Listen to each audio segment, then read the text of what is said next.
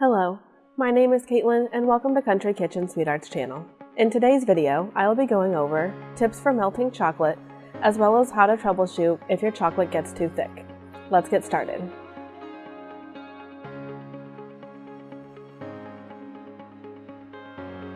I am going to start by sharing some tips to keep in mind when melting chocolate. Chocolate has a low melting point, so you want to be sure to keep a close eye on it and always melt it using low temperatures. Any equipment that the chocolate will come in contact with should be clean and dry. If any moisture comes in contact with the chocolate, it will cause the chocolate to become thick and unusable. In this video, I will show you 5 ways to melt chocolate, and I will go over how to keep the chocolate warm and what to do if your chocolate is too thick after melting. It is important that you choose the right type of chocolate for your desired project and melting technique. There are a few options when it comes to choosing chocolate, and those include real chocolate, chocolate candy melts, and chocolate chips. Real chocolate is made using cocoa butter and needs to be tempered before you use it for molding or dipping candy centers. Chocolate candy melts are an oil-based product and can be melted using one of the 5 methods in this video, no tempering required. Chocolate chips are made with ingredients to help them hold their shape while baking, so these are best used in cookie recipes. For the following melting methods, I will be using milk chocolate candy melts. Chocolate melting wafers are also available in dark chocolate, white chocolate, and pre-colored white chocolate. Dark and milk chocolate wafers melt the same, however the white and colored chocolates have a lower melting point and may be thick once melted. Be sure to watch until the end of the video to learn how to thin out thick chocolate. The first method of melting chocolate melts is the microwave method. Start by placing your chocolate flavor of choice in a microwave-safe plastic container. This type of container is preferred as a glass or ceramic bowl will retain heat and may cause the chocolate to burn from getting too hot. Place the plastic container in the microwave, then heat on 50% power using 30-second intervals. Stir the chocolate with a silicone or rubber spatula after each interval. After the first interval or 2, the chocolate will not be melted, but the wafers have begun to heat up. Stirring after each interval ensures the heated chocolate is evenly distributed and allows the chocolate to melt more evenly. Continue this melting process until the wafers are 80% melted, then remove from the microwave and continue stirring until they are completely melted. If the wafers are not completely melted after a few minutes of stirring, place back in the microwave for 15 seconds, then continue stirring. The second method of melting chocolate I am going to show you is the double boiler method. When using a double boiler to melt chocolate, make sure to keep the following tips in mind to prevent the chocolate from seizing due to moisture. If any water or steam collects in the chocolate melts, it will cause the chocolate to clump together, which is no longer usable. You can make a double boiler using a saucepan and a clear glass bowl or a double boiler pan kit.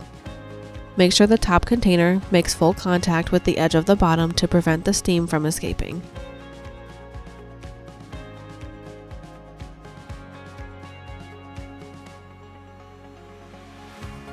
To melt chocolate using this method, start by filling the bottom pan with 1 to 2 inches of water.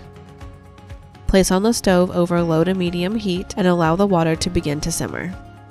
Make sure the water does not boil, as this will heat the chocolate too quickly and cause it to seize. Once the water simmers, remove the pan from the heat and place the second pot or bowl on top.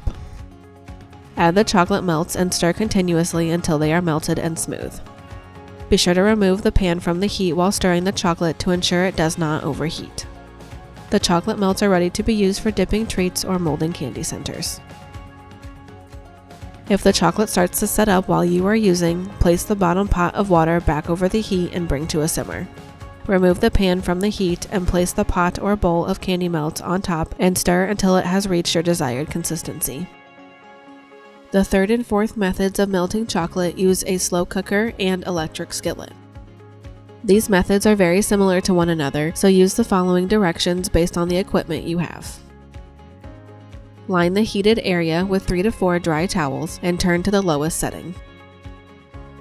If you are using a slow cooker, make sure it is on the warm setting, and if you are using an electric skillet, make sure it is set to about 200 degrees Fahrenheit. Once it has heated up, touch the towels to make sure they are warm to the touch but not hot. If the towels feel too hot, add another layer or two. Place the chocolate melt in a heat-proof plastic container and set on the towels. Stir the chocolate every 10 minutes to evenly distribute the heated chocolate.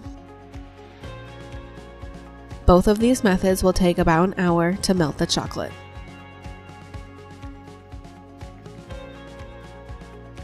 The final method of melting chocolate is done using a chocolate melting pot. This will melt the chocolate and keep it warm while you are using it. The melting pot can melt 2.5 cups of wafers in about 10 minutes.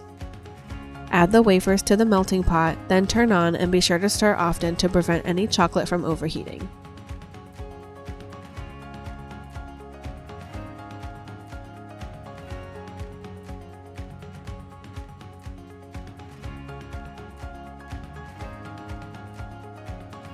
Once your chocolate is melted using any of the 5 methods, it is convenient to keep it warm while you are working with it. If the chocolate is kept warm, it will prevent you from having to take extra time to warm it up or remelt the chocolate. If you have the chocolate melting pot, this will keep it warm while you are using it to mold or dip treats. You can also use a slow cooker or electric skillet lined with dry towels to keep the chocolate warm once melted using the microwave or double boiler method. Be sure it is turned to low or set to a low temperature to prevent the chocolate melt from overheating. When working with chocolate melts, they can become thick if they are slightly overheated, and sometimes due to the weather and humidity, they may melt to a thicker consistency without being overheated. If the chocolate melts are thick but not burned, you can add Paramount crystals to thin to a more workable consistency. Paramount crystals are solid flakes of the same oil used to make the chocolate melts. Start by adding 1 to 2 tablespoons to the melted chocolate and stir well until they have dissolved. If they have not dissolved after a few minutes, microwave for 15 seconds or place back over a double boiler and stir well. If after heating the chocolate melts, they have turned a darker color and become gritty, then the chocolate has burned and cannot be salvaged. Cocoa butter can be added to real chocolate that has been tempered if it is too thick. Be sure to check out our blog on tempering chocolate to learn more. In conclusion, chocolate melts are easy to use and can be melted using a variety of methods. The key to melting this chocolate is to keep the heat low and stir often. Our preferred method of melting chocolate for classes at Country Kitchen SweetArt is the microwave method, then we keep it warm using an electric skillet. Leave us a comment down below to let us know what your favorite method of melting chocolate is. If you have another method for melting chocolate melts, be sure to let us know in the comments as well. Thank you for watching until the end of our video, and be sure to stick around so you can learn where to find all of the products used in this video and how to stay connected with us.